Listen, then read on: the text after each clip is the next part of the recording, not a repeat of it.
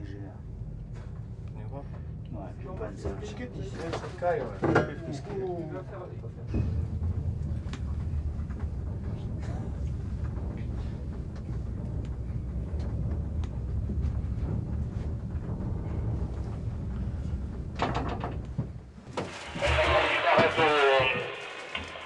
Au coffret radio là pour voir si j'avais bien foutu le jus.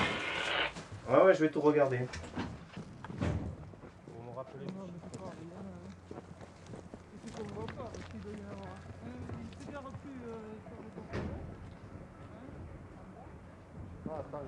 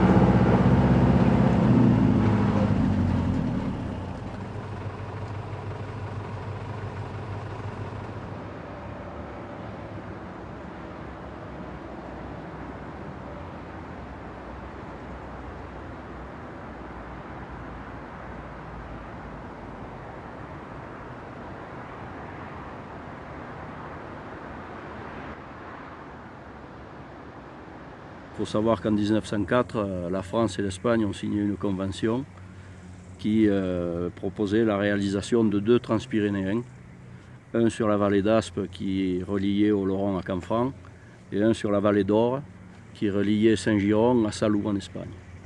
Donc la compagnie de chemin de fer du Midi à l'époque exploitait le Grand Sud-Ouest et avait pour moyen de locomotion le charbon. Donc le charbon, on le faisait venir du nord de la France. Donc sur les voies, il fallait des stockages de charbon, il fallait des stockages d'eau, donc ça coûtait cher. Et pour l'alimentation de ces transpyrénéens, il s'est avéré qu'il n'y avait que l'électricité qui pouvait subvenir à ce mode de transport et de fonctionnement. Car il faut savoir qu'il y a des pentes assez raides de France en Espagne pour faire ces transpyrénéens, donc il n'y avait que l'énergie électrique pour cela. Donc la compagnie du Midi décida un vaste programme, après la guerre, pour l'électrification de tout ce réseau. Donc ils ont envoyé des techniciens un peu partout dans les vallées attenantes aux vallées d'Aspe et aux vallées d'Or pour voir qu'est-ce qu'il y avait comme réserve d'eau et qu'est-ce qu'ils pouvaient utiliser et faire. En vallée d'Aspe, il n'y avait pas assez d'eau. À la fonte des neiges, il y avait de l'eau, mais après, à l'été et à l'automne, le débit n'était pas assez important. Donc il s'est avéré qu'en vallée d'Or, le débit était suffisant, mais c'était quand même assez loin du transpyrénéen de Canfranc. Donc ils sont venus en vallée d'Ossau voir ce qui se passait et ils ont trouvé au lac d'Artoust l'eau nécessaire pour faire fonctionner les centrales électriques par la suite.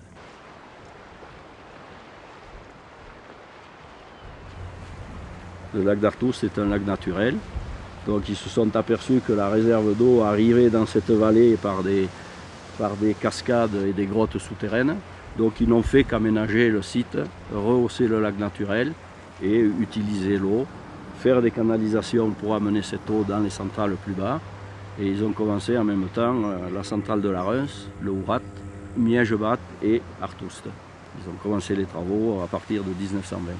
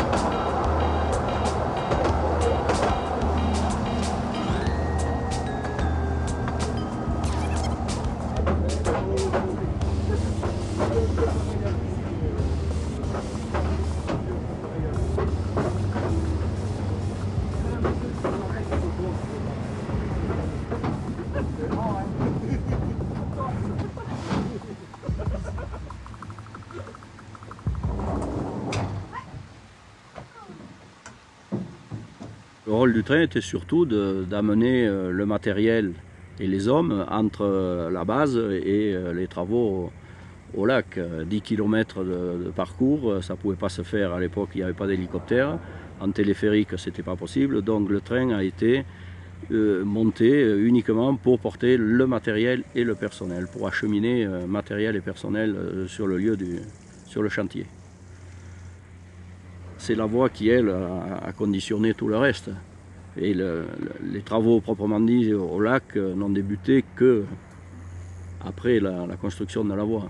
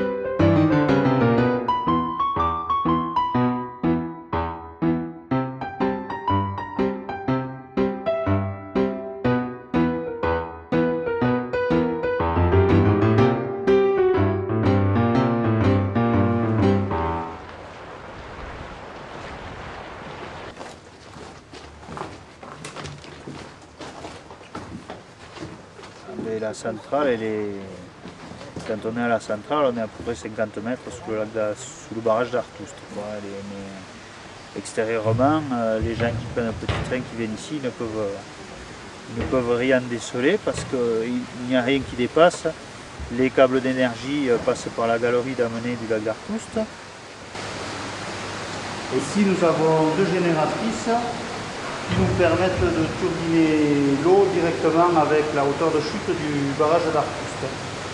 C'est-à-dire qu'on peut envoyer l'eau soit directement par les vannes, par la galerie, ou soit si on veut, ça permet de produire encore plus. On fait d'abord passer l'eau à travers ces deux génératrices pour produire de l'énergie électrique et après l'eau elle est rejetée dans la galerie qui longe la voie de chemin de fer et après elle arrive à Sagette, elle part en conduite forcée, elle est turbinée à la centrale d'Artoust et après en cascade elle sera turbinée dans toutes les centrales de la vallée.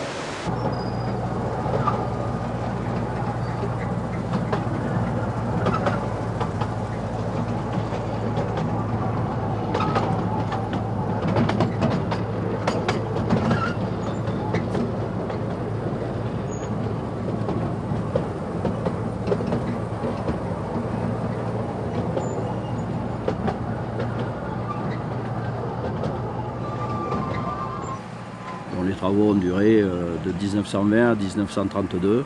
À la fin des travaux, ils ont démonté la voie. Il était prévu qu'ils démontent la voie pour laisser le terrain en l'état. Donc ils ont démonté la voie. Et ils se sont aperçus qu'après, pour l'entretien, il était difficile d'accéder au lac d'Artoust. Donc ils ont été obligés de louer des mulets, faire du transport de mulets. C'était pas vivable. Donc ils ont réinstallé la voie depuis le téléphérique jusqu'au lac d'Artoust. Déjà à cette époque, ils prévoyaient d'utiliser cette voie à des fins touristiques. Et c'est en 1932 que l'HM a demandé l'autorisation au département d'utiliser cette voie pour transporter du public.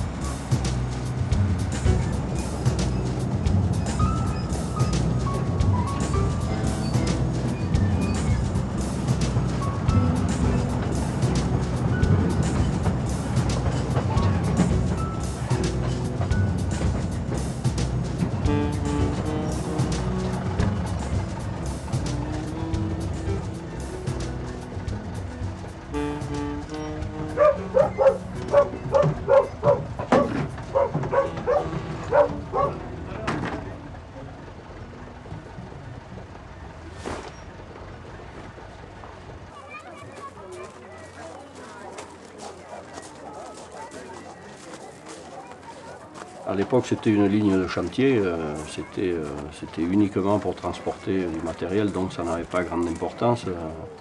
La largeur des rails était de 40 et c'est passé très vite à 50 parce que 40 c'était un peu léger. C'est le rail de Decauville qui a été mis en place. C'était des voies démontables rapidement et on pouvait les déplacer. Donc 50, pourquoi? Parce que c'était la dimension, la minimum, on ne pouvait pas faire plus de 3. Et le terrain ne se prêtait pas non plus à faire des voies plus larges.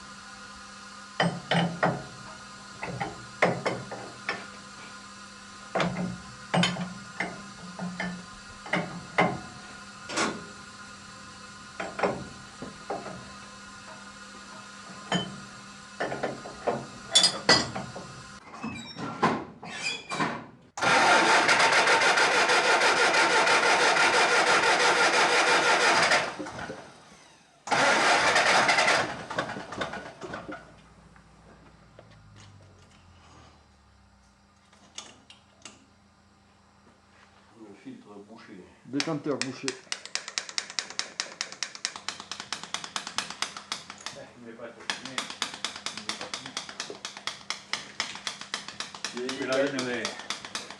Dans le coup de démarrage. Dans le coup de démarrage.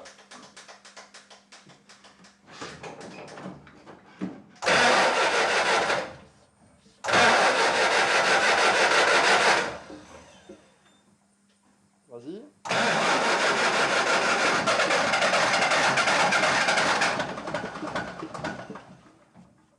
Vas-y.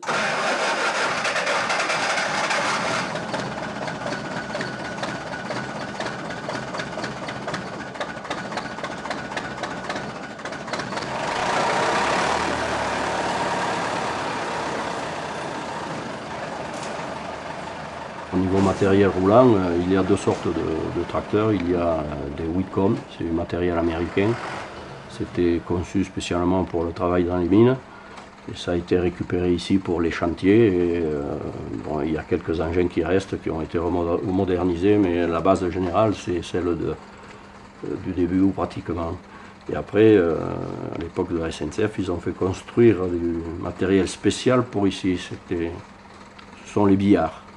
Billard, c'est un constructeur français qui a réalisé ce matériel pour la voie de sagette qui est au gabarit du tunnel, qui est fait uniquement pour sagette. Pour 3 plus assez ou soit. Ok, c'est bon alors. Allez, tout à l'heure. 14, 142. 142.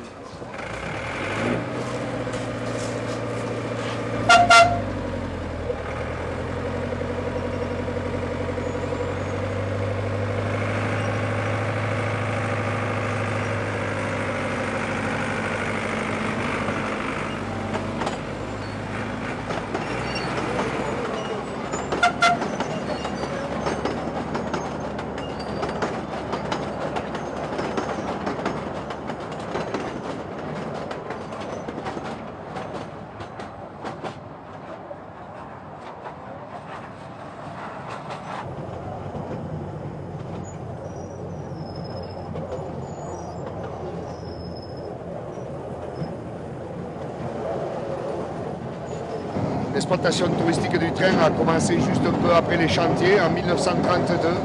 Il y a eu un arrêt pendant la Seconde Guerre mondiale jusqu'en 1947 et depuis 1945, ça fonctionne. Ça a fonctionné jusqu'en 1983 avec la SNCF et depuis 1983, c'est le PSA qui exploite le petit train. C'est une mini-ligne, mais avec tout ce qui incombe, ça fonctionne avec un régulateur, des chefs de gare, des chauffeurs de train, avec des dépêches. C'est quelque chose qui fonctionne en miniature comme des grandes lignes.